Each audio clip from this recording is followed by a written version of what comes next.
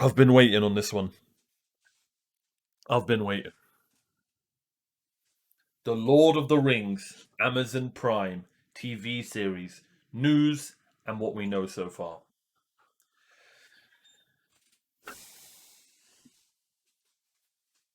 I'm excited for this, obviously. I'm excited for this, right? And you hope that they do Lord of the Rings justice. But like I said, to all the people who are being negative about stuff like this, and I haven't even watched, this isn't going to be the first thing I've ever seen about this. To all the people that are going to be negative about this, just remember, there are probably hundreds and thousands of people when the Lord of the Rings movies came out, before they came out, saying the exact same thing. And then, obviously, look how well the Lord of the Rings movie's done. So let's all just try and be optimistic, right? That's all I'm going to say. Let's get into the movie, into the video. This should be a good one. I genuinely know nothing about what they're doing, what their plans are. So this is going to be all new to me. So let's get into this. I'm excited.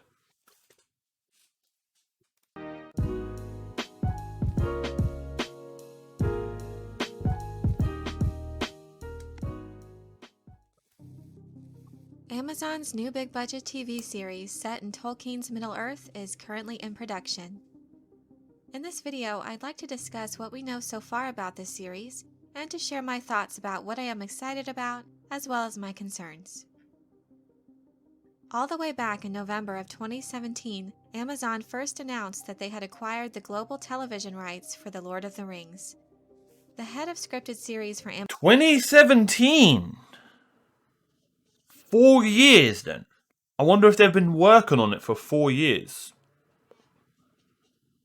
Amazon Studios stated in their press release that the development of the show would be a collaborative effort with the Tolkien Estate and Trust, HarperCollins, and New Line.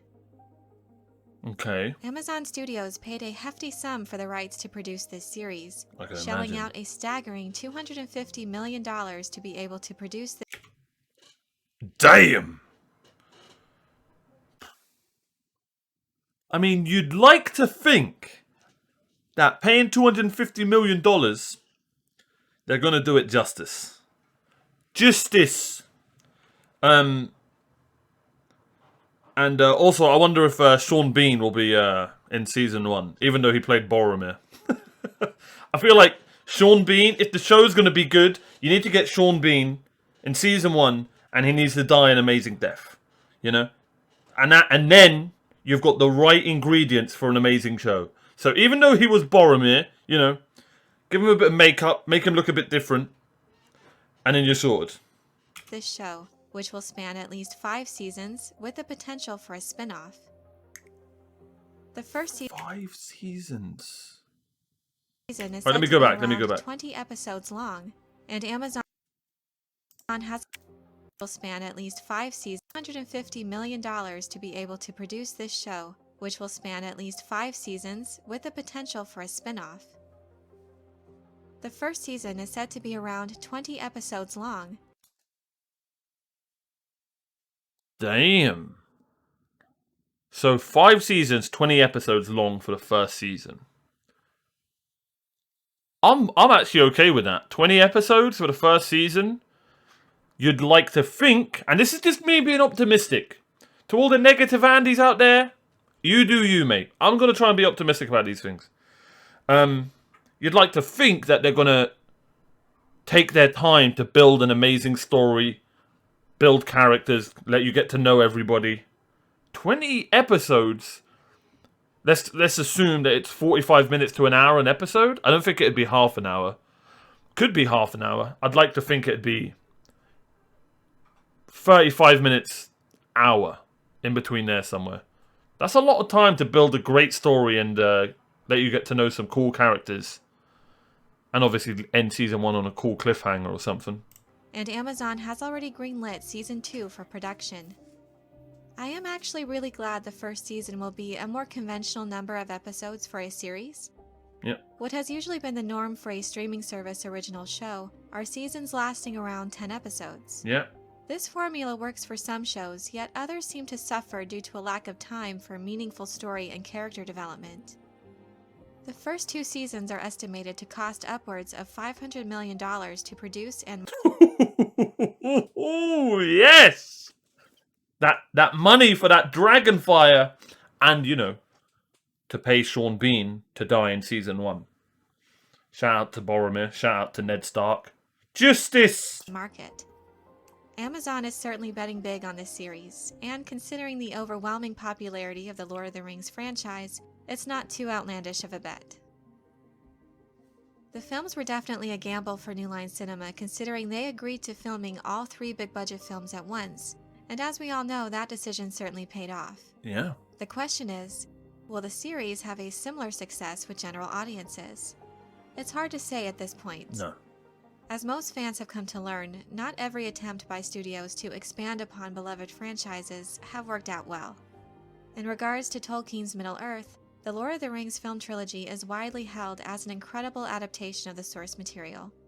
All the films, and especially with the extended scenes added, are considered to be one of the best book-to-film adaptations ever. Best movie franchise of all time, in my opinion. It was also Peter Jackson's attention to detail, him and the crew, obviously, that made it insane. I don't know who's directing this. I'd love to know who the director is. I probably don't know who he is or she is, but so in the Second Age, Legolas is around, Gandalf is around. I honestly don't know a lot about the Second Age. I'd say the First Age, now after watching a lot of videos, I know most about. Obviously, except for the, you know, when Lord of the Rings happened. Second Age is probably the one I know least about.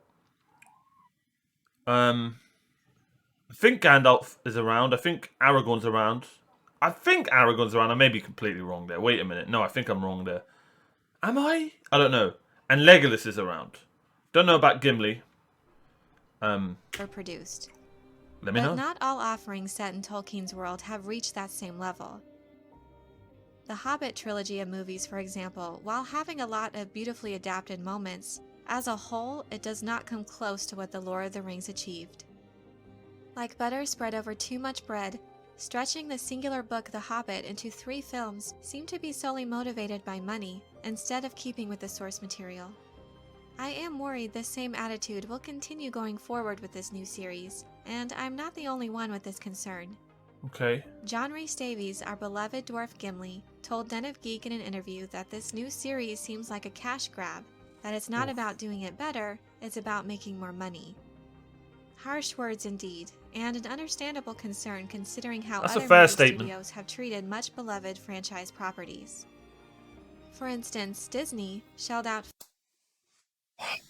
Why does this keep popping up? Why?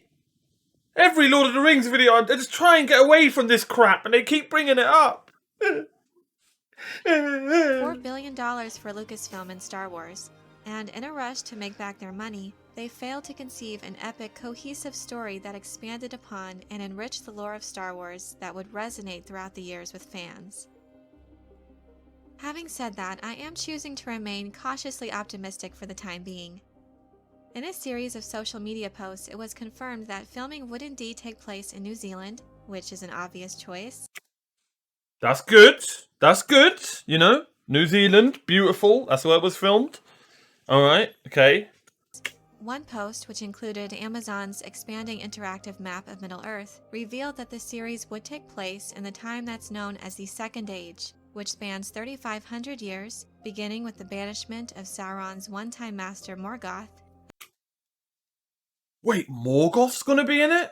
and concluding with the downfall of Sauron's army depicted at the beginning of Jackson's Fellowship of the Ring. There's no way they can do that with 5 seasons. There's no way.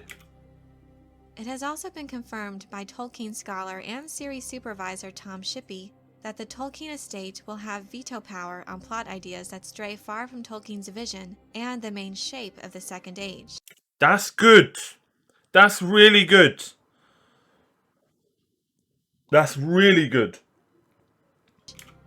The show also cannot depict any events of the Third Age, which is when The Hobbit and The Lord of the Rings takes place. This gives me reason for optimism, as it makes clear the seriousness that is being taken with the handling of this beloved source material. It seems clear that the estate is still very much involved with the creative process, and above all, wants Tolkien's work honored. I find myself going back and forth between optimism and pessimism in regards to the news coming out about this series. The showrunners chosen as writers for the series, J.D. Payne and Patrick McKay. I've never heard of either of these guys. That's not anything crazy. Like, I'm not the biggest movie nut or anything like that. So let's see what they're about. Are woefully inexperienced and definitely a cause of concern for me. There's no denying their passion for this project, however, and I am sure they are definitely feeling the pressure from Amazon to create something amazing that's worthy to be called a faithful and respectful expansion of the lore of Middle-earth. The two showrunners said in a joint statement to The Hollywood Reporter that the rich world that J.R.R. Tolkien created is filled with majesty and heart, wisdom and complexity. We are absolutely thrilled to be partnering with Amazon to bring it to life anew. We feel like Frodo setting out from the Shire, with a great responsibility in our care. It is the beginning of the adventure of a lifetime. Okay. I sincerely hope this isn't just rhetoric, but instead that they can channel every bit of their passion and appreciation for Tolkien's world into their writing. In July of 2019, more of the creative team was announced. J.A. Bayona, director of The Orphanage, The Impossible, and Jurassic World Fallen Kingdom, is the director of the first 2 episodes of the season, and will also serve as executive producer. Okay. I am glad there is more experience added to this writing team that was also announced, whose collective accolades include Breaking Bad, Hannibal, Halt and Catch Fire, Stranger Things, Toy Story 4, and Game of Thrones. Okay. Of particular interest to me in this announcement is that John Howe, the illustrator and concept artist that worked on the Lord of the Rings trilogy, will also be working on this series. Nice. This news definitely fills me with excitement. One of the things that always stood out to me and that I always admired about the trilogy was the stunning imagery. There were certain visuals that literally looked like illustrations taken right from the printed page and presented on screen. The concepts he created are unforgettable, and I couldn't be more excited that he's returned for this series. The soundtrack composer hasn't been announced yet, but I really hope that Howard Shore will also return for this. Oh, they need to get Howard Shore. They need to. They need to. Give him all the money. His music and the themes he created for the trilogy, like all great scores, are characters unto themselves and play a crucial role in storytelling. It's actually so important that they get him, man. I'm sure other people could do it, but they need to get this guy. You don't know how important the music is to Lord of the Rings. Early rumors were that the show was going to be focused on the adventures of a young Aragorn. Oh, he is! That Okay. was debunked when it was confirmed that the series would take place in the Second Age, thousands of years before his birth. Okay. I, for one, was really glad about this news. I'm not too keen on the premise of prequels in general, as most seem to focus on just filling in the blanks regarding a character's past and connecting the dots to story threads we're familiar with, rather than crafting a story that stands on its own. That's a good point. To me, it doesn't make for a very compelling story. I feel the show will have more success if it's able to stand on its... I see what she means. She's talking about a prequel. You know what's going to happen anyway because of the movie that happened. I see what she means there. So there's no crazy surprise factor. Even though, maybe in bias, I would love an Aragorn movie. Maybe after or before. But that's just me being biased because Aragorn's the best. ...zone, and not have to be too heavily tied into the minutiae of established canon. In regards to the status of filming, the first 2 episodes were completed, and the show went on a planned hiatus in mid-March for a few months to work on the scripts for Season 2, and to evaluate the material that had already been shot. So even though filming would have been shut down anyways to comply with health and safety regulations, it looks like they are still on schedule with production, as filming has been able to continue in New Zealand under certain conditions. Though it's not expected they'll start filming again until late this summer of 2020. In an interview with The Hollywood Reporter, Jennifer Salke, the head of Amazon Studios, confirmed that Amazon is still targeting a 2021 debut for the series. Oh? In the way of casting, there are quite a few people already slated to be a part of this series. To see the full cast, be sure to check out the link in the description. For now, I thought I would focus on those that have been confirmed as lead actors. There's no concrete information regarding the roles the actors will be portraying, but of the leading cast, there is British actor Maxim Baldry from Doctor Who and Years and Years, and his role has yet to be identified. There is also Robert Arameo from Game of Thrones, who is playing a character currently known as Beldor. Another lead Beldor. Beldor. I'm trying to guess. Beldor. That sounds dwarven.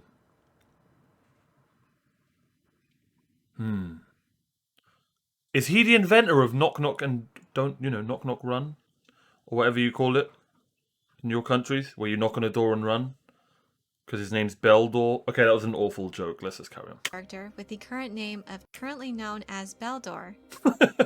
Another lead character with the current name of Tyra will be played by Markella Kavanagh from The Cry. Also, Joseph Mall from Game of Thrones is set to play the show's main villain, Oren. Who is he in Game of Thrones?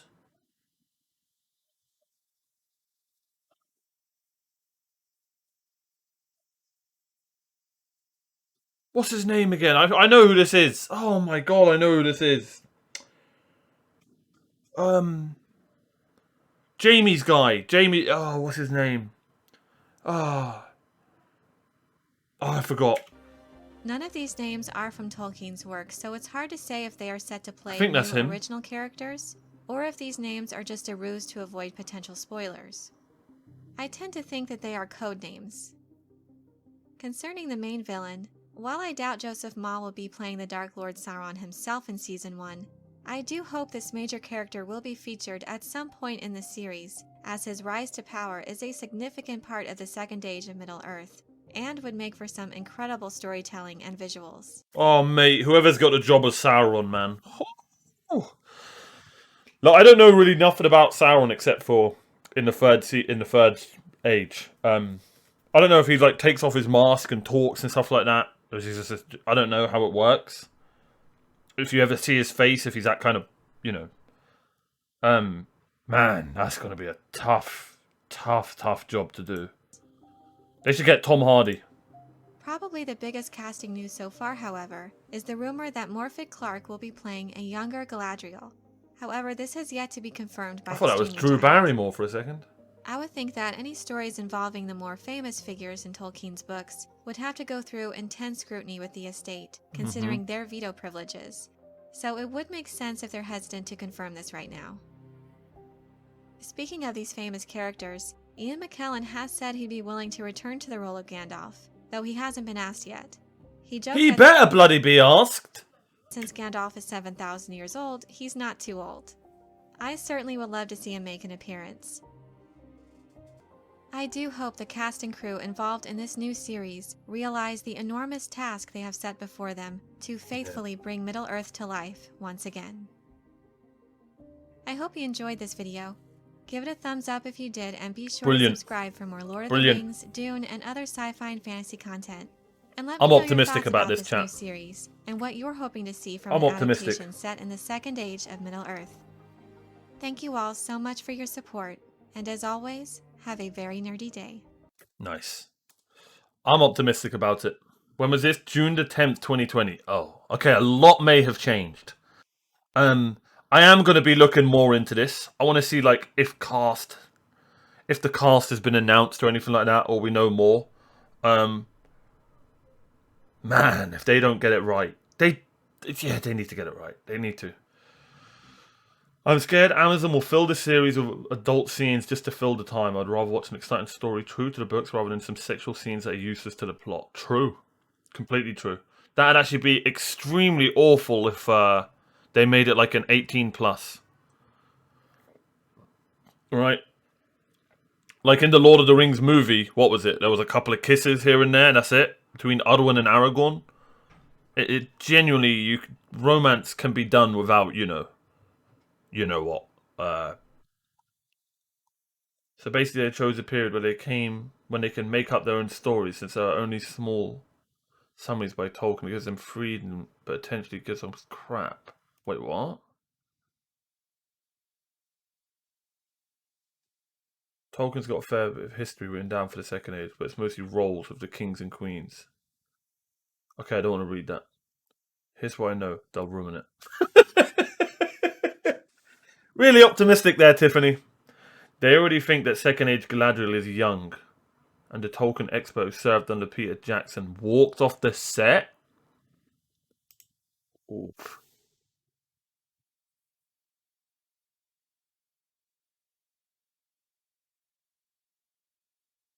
Oof. Oof. I feel thin sort of stretched like a story spread across too many episodes. Bilbo Baggins. Right, what? No, you need tons of episodes if you're going to do it. The episodes I'm absolutely fine with. You need so many episodes to get all the lore of Lord of the Rings down, man. There is only one Lord of the Rings. Only one that could be the definitive line. What could possibly go wrong? Just look at Star Wars. True. True.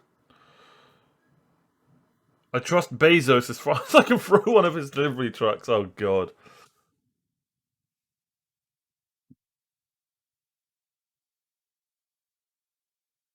I'm still waiting for a series about Morgoth. Hell yeah. Oh, man. Hope they do it justice, man. I hope they do it justice. Good video, though. Really, really good video. Shout out to her. Hey, thanks for making it to the end of the video. Really appreciate your time. Be sure to subscribe. We're on the road to 200 subscribers. And comment down below what games you want me to play or what videos you want me to react to. Thanks for being here. And don't forget, I stream daily on twitch.tv/OmarioRpg. Come say hello. Take care.